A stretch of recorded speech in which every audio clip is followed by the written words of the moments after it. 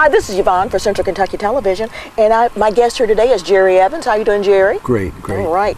And Jerry and I are going to talk about Juneteenth celebration for here in Kentucky and all over the United States. It's a state holiday for 45 states here in the U.S. Mm-hmm. So let's talk about getting one, Jerry. What do you think? I'm all for that. And as I was stating earlier, as I did some research on Juneteenth to become better prepared for today's interview, I really feel that I've been negligent in promoting Juneteenth. And it's my commitment to the viewers today and to all others that may hear about this that I'm committed to reestablishing in greater depth the recognition of Juneteenth in the county of Marion. Fantastic. First of all, let's tell our viewers what Juneteenth is. Juneteenth is a linguistic combination of two words, June and 19. And I think the French word is portmanteau, which is a communion of two words, a linguistic merging of two words.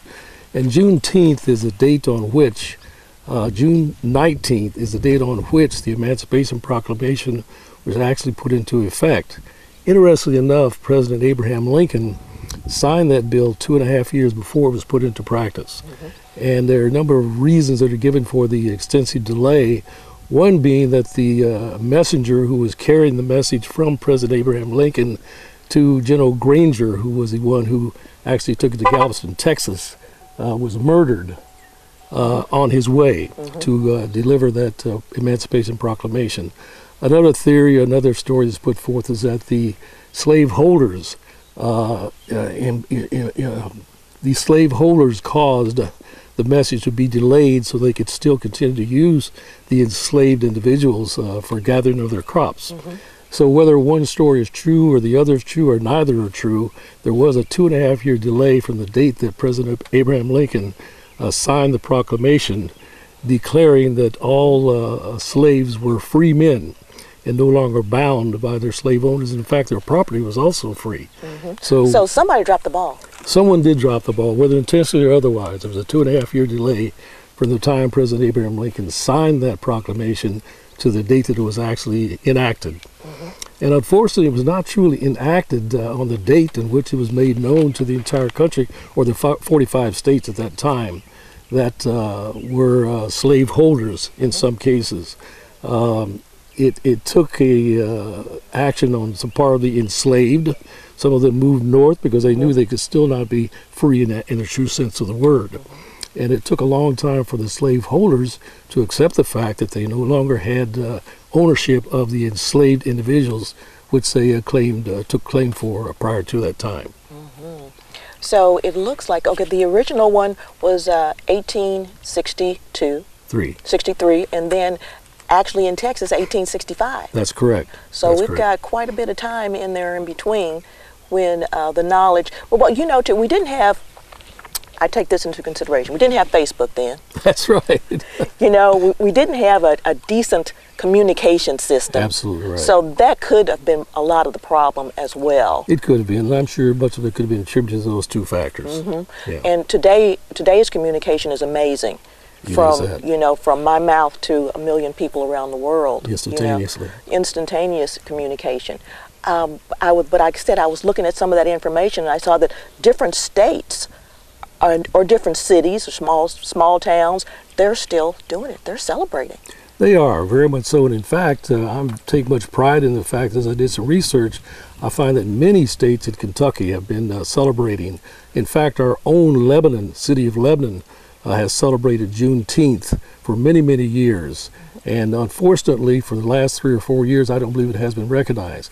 But viewing the significance and understanding the significance of that day, a day in which my forefathers were decreed to be free by the president of our country, I take more stock now in dedicating myself to resurrecting, reviving this fact that we have not celebrated in Lebanon, Kentucky for 2 or 3 years at least. Okay. So my commitment to the community and all others that are fortunate enough to view this segment is that I will be contacting people throughout the county to try to ensure that we again revive and celebrate such a momentous occasion, which was the freeing of my forefathers. Okay. Now we want to also make sure that everybody understands that we're not talking about celebrating this instead of the 4th of July. Absolutely not. This is in addition to the 4th of July. Absolutely. So, Absolutely. you know, this is one of those, another celebration where we can all get together, have picnics, and come out and have a good time together, just celebrate. Absolutely. And I would, only say, add to that celebration indeed, but, also a remembrance of the fact what occurred on that momentous occasion, that people that were held in bondage for years and years and years, and then by the stroke of a pen, the president of our country at that time, President Abraham Lincoln, decreed that all men and women were free as of that date. And that's something we obviously need to celebrate, but something we need on a serious note, take in consideration and memorialize that in more ways than just celebrate. I think it's a great thing we celebrate the 4th of July, the independence of our country recognized, and also the 19th of June, which is the date on which we were all declared to be free and equal. Okay. And it started right there in Texas, right there, Galveston, Galveston, Texas. That's right, yeah. As I did a little further research, I'm mindful of the fact that Kentucky was not the leader in integration by any far stretch of the imagination.